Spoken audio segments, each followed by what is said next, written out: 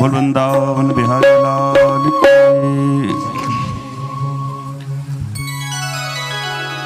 मंच पर विराजमान सर्वोच्च सत्ता के रूप में भगवान का वांगमयी स्वरूप श्रीमद् भागवत जी, व्यासपीठ पर विराजमान सुख स्वरूप व्यास जी महाराज, संत विप्र समाज, समुपस्थित समस्त भगवत चरणानुरागी भक्तवृंद, श्रद्धामयी माताओं,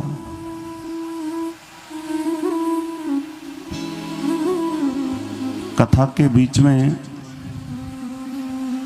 बोलना एक तरह से बिल्कुल अपराध है और ये योगेश जी ने हमसे अपराध करा ही दिया।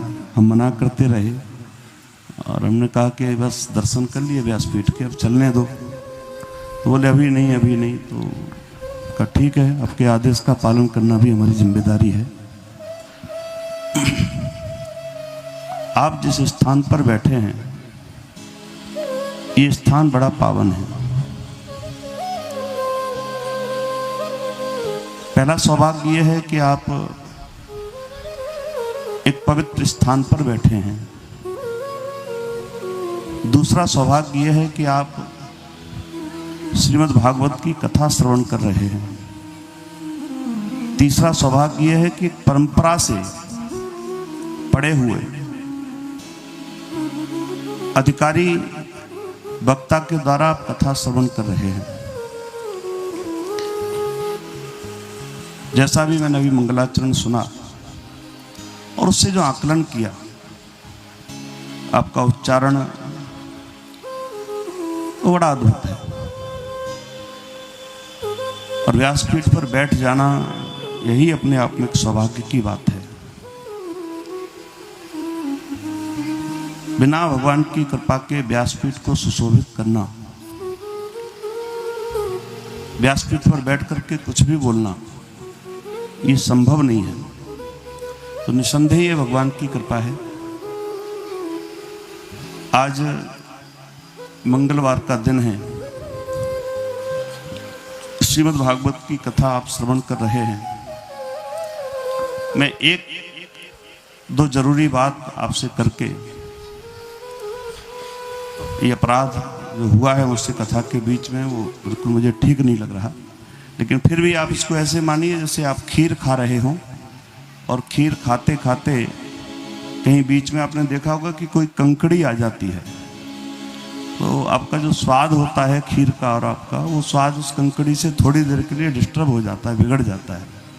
तो इसी तरह से व्यासपीठ और भगवान के रसिक श्रोता, इन सबके बीच में मैं एक कंकड़ी की तरह हूं। आप जिस ग्रंथ को सुन रहे हैं ये भगवान का शब्दमय स्वरूप है। जैसे कहीं लकड़ी की मूर्ति होती है, कहीं पीतल की मूर्ति होती है भगवान की, कहीं अष्टधातु की होती है, इसी तरह से ये भागवत जी जो है ये भगवान की शब्दमयी मूर्ति है। तेनेयम वांगमयी मूर्ति प्रत्यक्ष वर्तते हरि। भगवान का एक तरह से स्वरूप ही है। जब भगवान श्री कृष्ण अपनी लीला को संपन्न करके जा रहे थे तो पास में उद्धव जी थे और उद्धव जी ने ये प्रश्न किया कि प्रभु आप जा रहे हैं, कलयुग में आपके भक्त आपको खोजने का प्रयास करेंगे, प्रयत्न करेंगे, तो आप कलयुग के भक्तों को कहाँ मिलेंगे, दर्शन आप कहाँ देंगे? तो श्रीमद् भागवत के 11 स्कंद में एक श्लोक आता है, तिरोधाय प्रविष्टोयम श्रीमद् भागवतार्णवम तेनेयम वांगमयी मूर्ति प्रत्यक्ष वर्तते हरि। बोले मैं जा कहीं नहीं रहा हूं, मैं एक समुद्र में जा रहा हूं। तो ये समुद्र कौन सा है?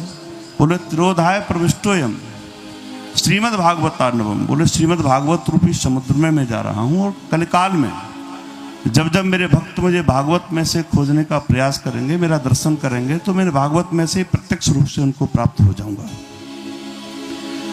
तो निश्चित रूप से आप निगम कल्पतरो निगरितम फलम सुख मुखाद मृद्रु संयुतम पिबत भागवतम रसमालयम घोर हो रसिका भावुका, ये तो कल्प वृक्ष है। इसकी छांव में बैठने के बाद आप जो चाहते हैं, जिस भाव से आप बैठे हैं, वो आपको अवश्य प्राप्त होगा। हमारे यहाँ सनातन संस्कृति में पंचदेवोपासना की पद्धति है। बस मैं एक दो जरूरी बात आपसे कह रहा हूँ, फिर आप सीधे सीधे कथा से जुड़िए। चूंकि आज मंगलवार का दिन है और हनुमान जी के बड़े दिव्य दर्शन भी हैं। हमारे यहाँ सनातन संस्कृति में पंचदेवोपासना सबको करनी चाहिए। कौन कौन है पांच?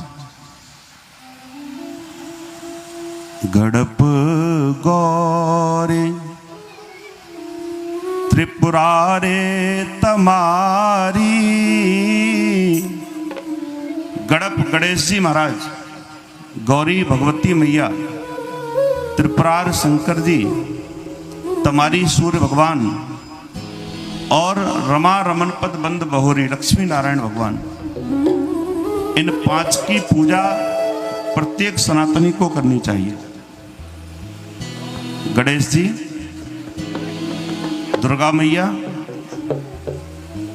शंकर जी, सूर्य भगवान और लक्ष्मी नारायण भगवान। लेकिन कलयुग में आप जानते हैं कि सबसे अधिक पूजा किसकी होती है? बोले श्री हनुमान जी महाराज की। आप निश्चित मानिए कि अगर आपने श्री हनुमान जी की पूजा कर ली, अभी श्लोक व्यासपीठ से गाया गया, तो आपको इन पांचों की पूजा का फल मिल जाएगा। ये पांचों श्री हनुमान जी में समाये हुए हैं। गणेश जी, जगदम्बा दुर्गा मैया, शंकर जी, सूर्य भगवान और लक्ष्मी नारायण भगवान, ये सब के सब अकेले श्री हनुमान जी में समाये हुए हैं। गणेश जी कैसे हैं? बोले विघ्न हरण मंगल करण। तो हमारे श्री हनुमान जी गणेश जी भी हैं। हनुमान जी का एक नाम है दक्षिण भारत में मंगल मूर्ति मौर्या। वो मंगल मूर्ति हैं, मंगल करते हैं। और गणेश जी भी क्या करते हैं? विघ्न हरण मंगल करण। तो जो गणेश जी कर रहे हैं वही श्री हनुमान जी भी कर रहे हैं।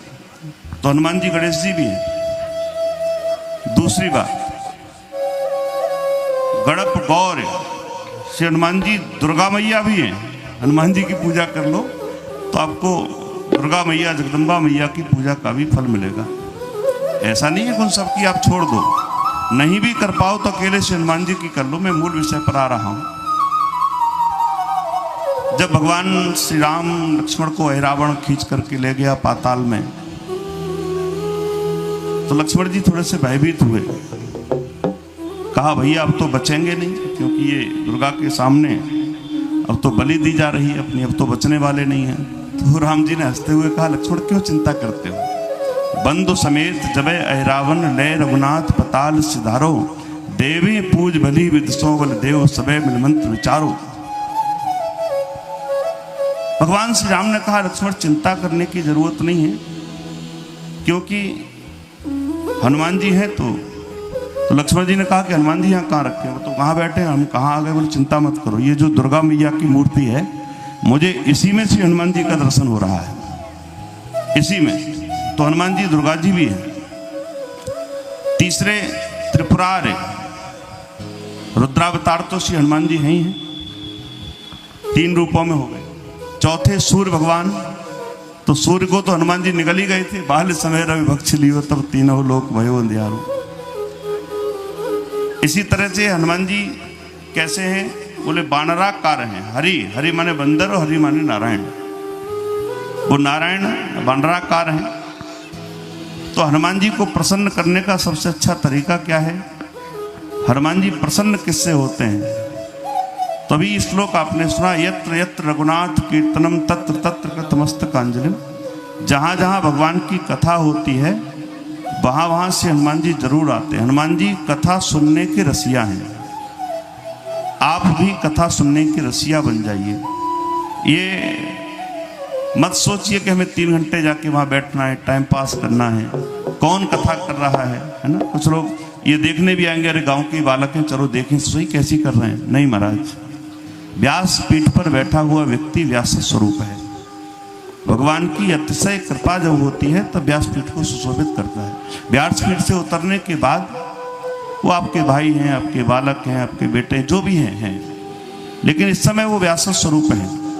हम इसी भाव से उनको सुने कि जैसे सुखदेव जी महाराज कहीं बैठ करके गंगा जी के तट पर श्री परीक्षित जी को कथा सुना रहे हैं, और इस भाव से सुनिए कि कुछ हमारे जीवन में परिवर्तन आए, आप रसिया बनिए। क्योंकि कथा में मोहर हो रसिका भुवे भावुका, सबको बुलाया ही नहीं, उसको बुलाया है जो रसिया है। रसिया का तात्पर्य क्या है? तो एक एक बात को बहुत ध्यान से सुने। और फिर सूत्र प्रयोग किया गया पिबत भागवतम रसमालयम, यहाँ इसको केवल सुनना नहीं है, फिर उसको पीना है। तो पीने का तात्पर्य क्या है? पीने का तात्पर्य है कि जो भी आपको ठीक लगे उसको आप अपने जीवन में उतार लो। कई लोग सुनते कम है, समझते ज़्यादा है, जानते उससे ज़्यादा है, मानते बिल्कुल नहीं है। और नीति कहती है कि सुनो, समझो, जानो और मानो।